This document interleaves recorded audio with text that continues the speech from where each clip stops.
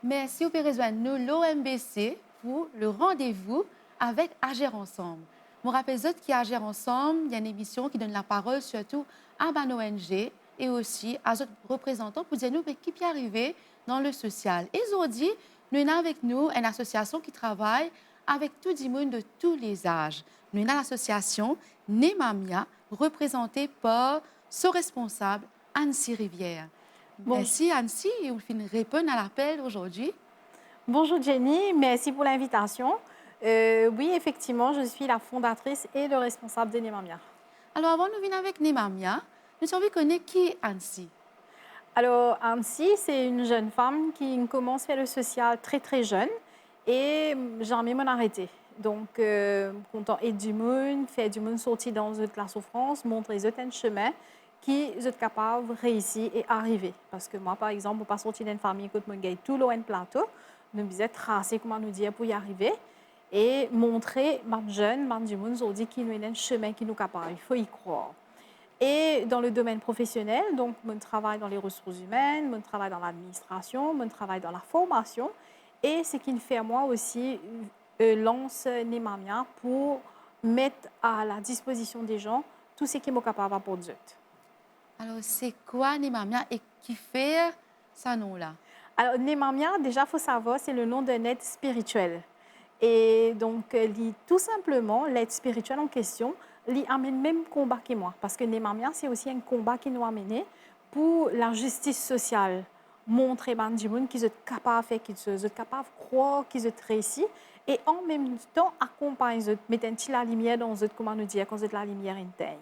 Et qui nous fait, donc, nous accompagne les jeunes, les femmes et aussi toutes les personnes de tout âge à travers nos projets Hope, à travers des outils thérapeutiques, leur thérapie et des sessions de développement personnel pour guider.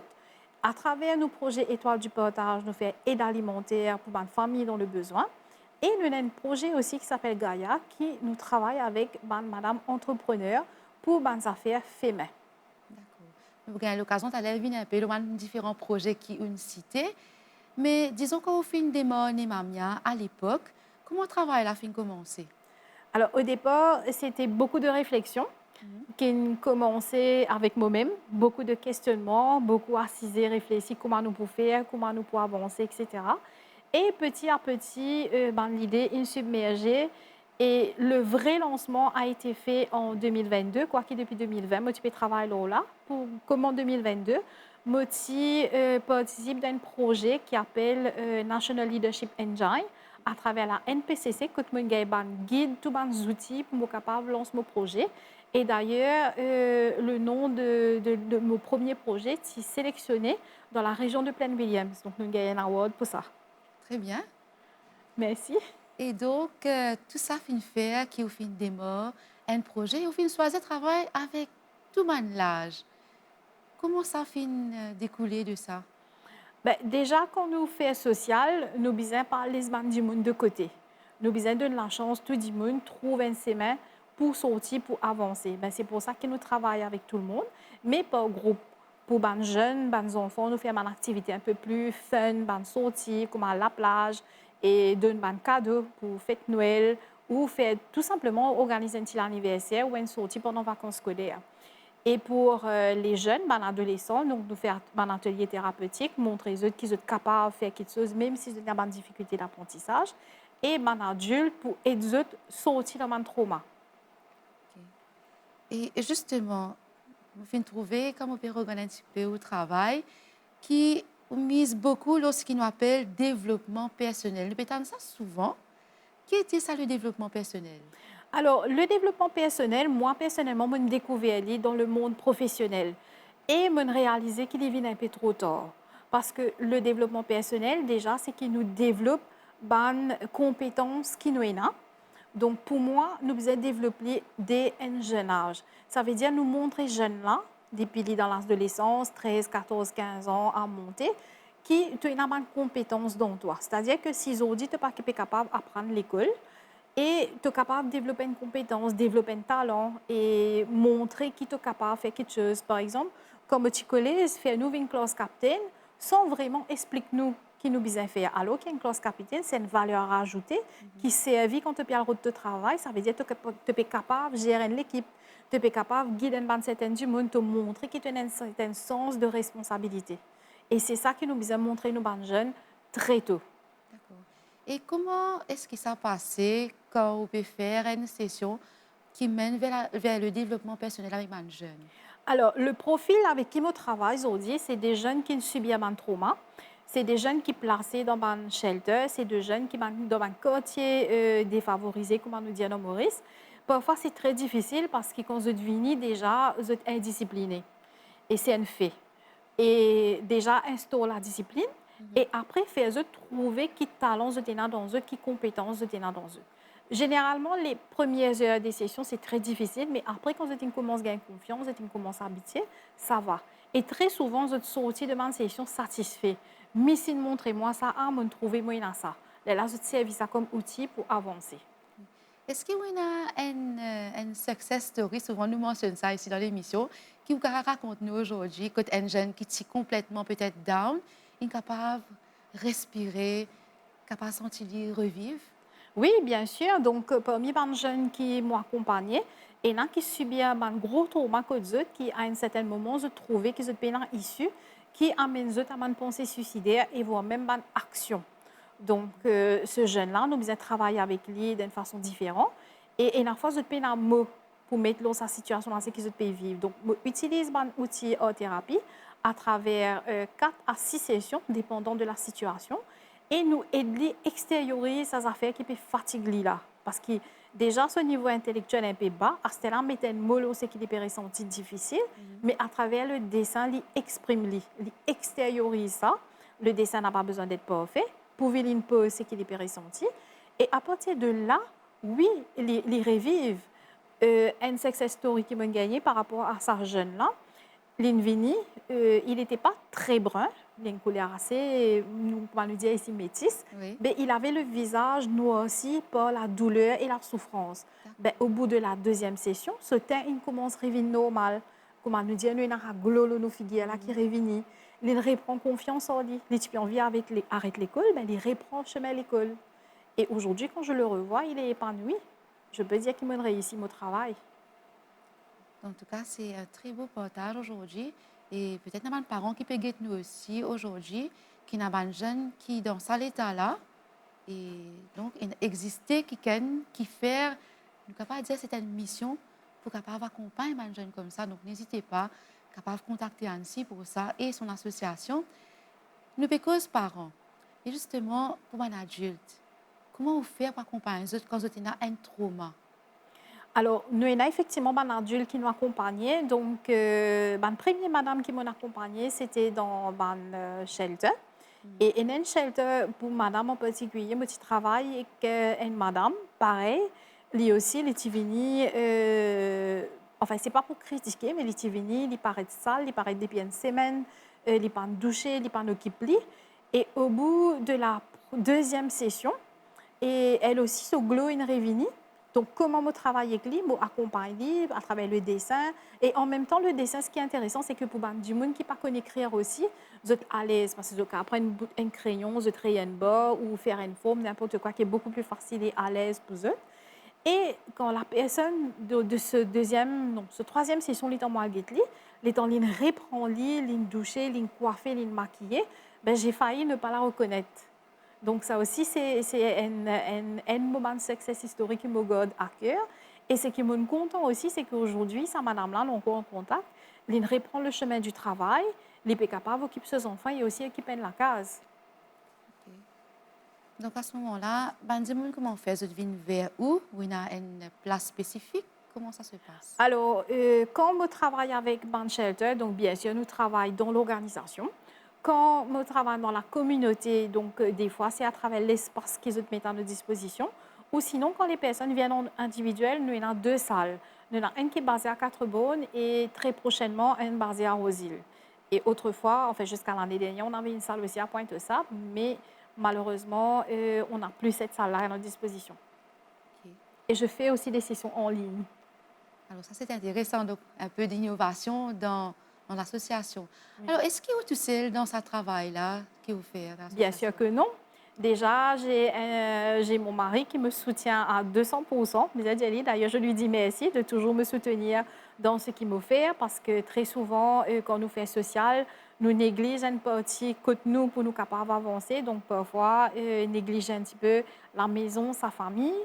Et j'ai des amis qui me soutiennent beaucoup. OK. Je souhaite citer Mélissa Echol qui m'accompagne beaucoup.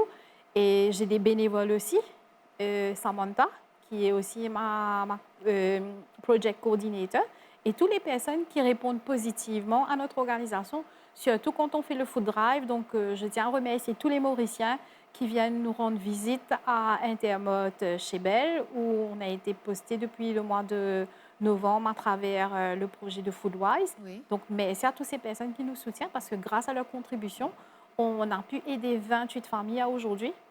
Donc, c'est aussi un travail que vous faites accompagner les familles. Oui, aussi. Comment ça passait, hein? Alors déjà, on identifie les familles quand ils font appel à nous parce qu'il faut savoir pour l'aide alimentaire, c'est des gens qui font appel à nous, demander mon pénin du riz, mon pénin du lait, mon enfants, et n'a pas de travail, mais malheureusement, manque un petit sou pour acheter une affaires additionnelles. Donc on identifie, on fait la visite de la famille et après on fait la distribution.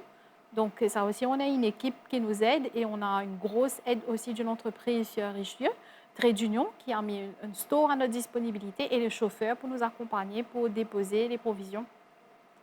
Très belle initiative. Merci. Et à part ça, tu es là où tu mentionnes le projet Hope. En quoi ça consiste? Alors, Hope, déjà, c'est Harmonizing Opportunities for Growth, for Personal Growth and Creative Expression. Donc, le terme, c'est en anglais. Oui. En gros, c'est quoi? C'est harmonise opportunités ban jeunes, ban du monde, et à travers la créativité, montrer cette opportunité, faire cette grandir, donner la capacité à avancer. D'accord. Et qui vous fait exactement à ce moment? Alors, pour les jeunes, moi, il y a un programme de 12 sessions. En gros, nous apprenons tout le savoir-vivre, le savoir-être, développer de talents, les capables créatifs, le chant, la danse, etc., mettre en avant. Et au lieu de faire des affaires qui parlent besoin, de bonnes responsabilités à travers ça, préparer pour le terrain professionnel et donne la possibilité aussi de réfléchir comme un adulte, parce qu'il nous fait beaucoup de travail de réflexion pour pousser aller de l'avant au lieu de rester en arrière. Et ça, c'est pour les jeunes. Et il y a beaucoup de sessions d'art-thérapie aussi qu'on utilise. Et pour les adultes, c'est surtout un accompagnement personnalisé en fonction de ce qu'ils ont besoin pour leur permettre de soit trouver un travail, de mieux s'occuper de sa famille ou tout simplement de prendre soin d'eux. OK. Et est-ce que les jeunes là, ils ont préposé au monde du travail? Est-ce que les jeunes ont un travail après de finir suivre sa session-là? Oui, bien sûr. D'ailleurs, je suis en collaboration avec plusieurs entreprises à Maurice, Oui. groupe hôtelier, groupe dans la distribution, supermarché, et on arrive à placer ces jeunes-là. Parfois, c'est une réussite, parfois un petit peu moyen, parce que quand ils ont commencé le travail, ils réalisent que finalement, c'est pas ça que je vais faire. OK. Et par rapport à les adultes à ce moment-là, que vous trouvez dedans, dans le projet? Pour les adultes aussi, pareil. Donc, on fait un accompagnement personnalisé, les pousser à reprendre un chemin pour le travail, développer leur talent. La dernière réussite, c'était une dame qui avait besoin de trouver un travail et elle s'est découvert une fascination et une passion pour les fleurs. Aujourd'hui, elle est passée de zéro emploi à fleuriste. OK. Donc, c'est un genre d'empowerment pour les individus. Exactement. Très bien. Et qui est le plus grand défi qui ou association vivent tous les jours? Parce que là, il y a plusieurs secteurs qui sont concentrés. Qui est le défi qui est là? Alors, le plus gros, c'est le financement, parce que l'organisation est financée principalement par moi, parce que quand je vends les services de formation, je vends les ateliers aux entreprises et organisations, c'est par rapport à ça. Il y a 70% que je non, 30% sorry, que je réinjecte pour pouvoir accompagner les bénéficiaires. Et on a quelques donateurs aussi qui nous accompagnent. D'ailleurs, eux aussi, je leur ai dit merci, ils vont se reconnaître parce qu'il y en a qui sont silent, enfin les silent donneurs, comme on dit, qui demandent à rester confidentiels. Et aussi, parfois, l'engagement de certains bénévoles, même s'ils sont là, mais parfois, ils sont pris dans leur vie privée, etc. Donc, pas toujours disponibles. Donc, confrontés à ça aussi, la disponibilité des gens pour nous accompagner. Et malgré tout cela, qui donne nous la force pour continuer Je pense maintenant? que c'est une vocation. Je pense que c'est une vocation. Il y a un appel intérieur qui nous dit, ben, va de l'avant, aide cette personne-là, aide ces personnes-là, ils ont besoin. Et surtout que je souhaite en tout cas une vie meilleure pour les jeunes, même si peut-être dans 20 ans, dans 30 ans, je ne serai plus là.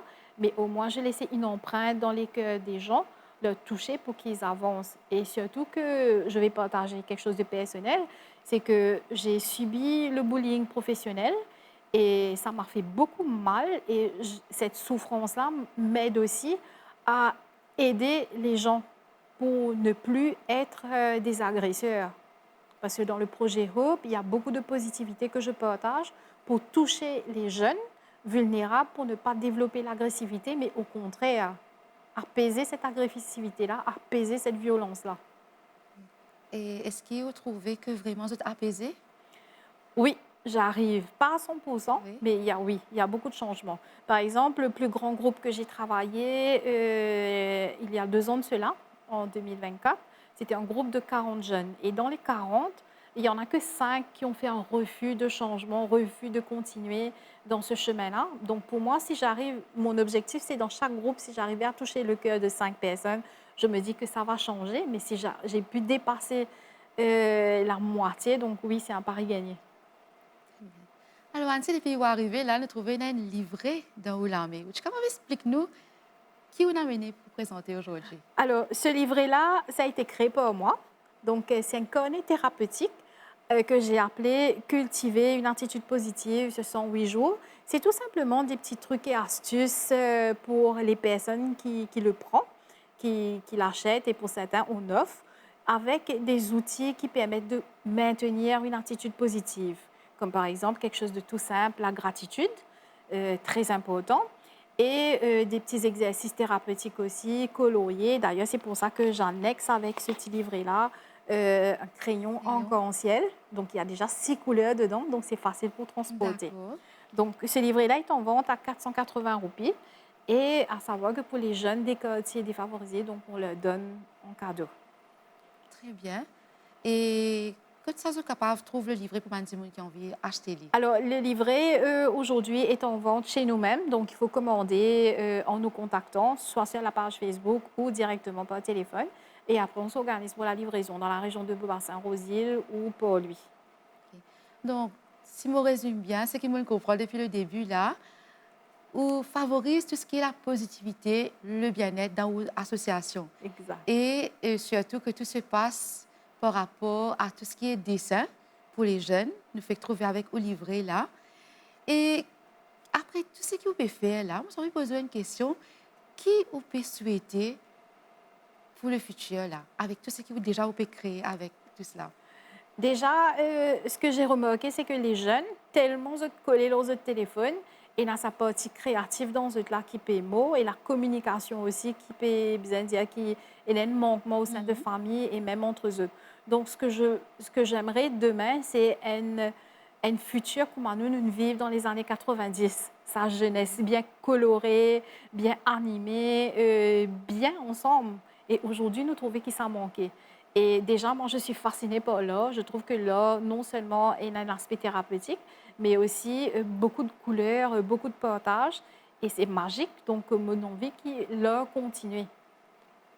C'est quelque chose qui est réalisable, nous capable de dire. Bien sûr. Très bien.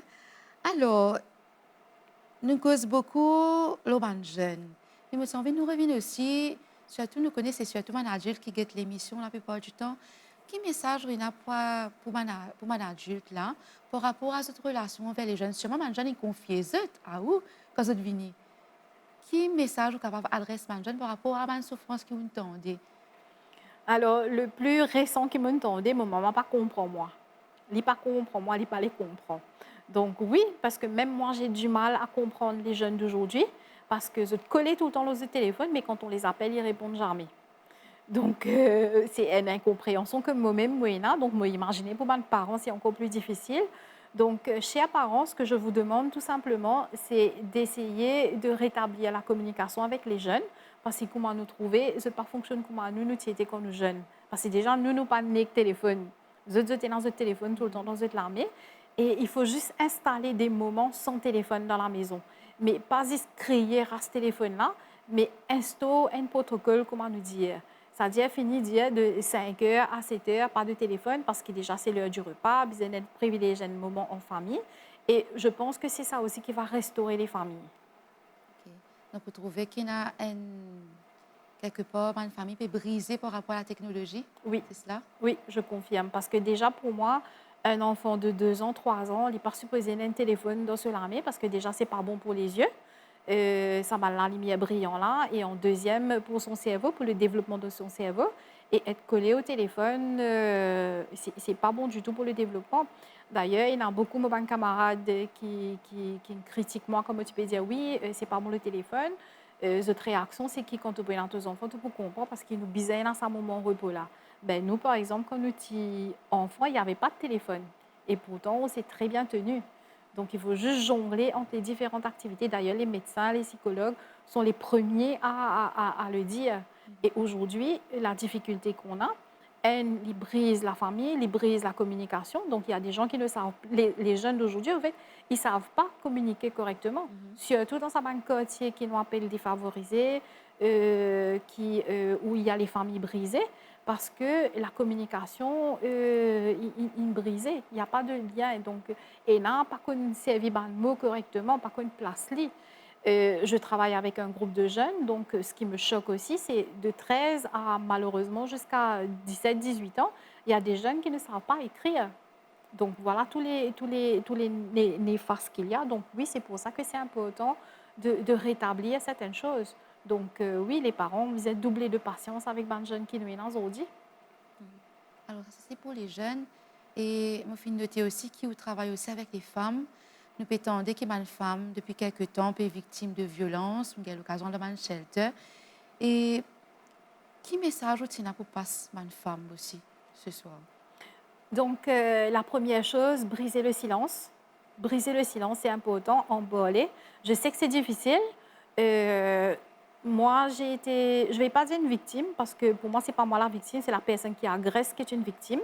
Et j'ai subi la violence verbale en milieu professionnel. Effectivement, on a honte d'en parler, on a mal, mais il faut en parler, il faut briser le silence et vous allez avoir l'aide.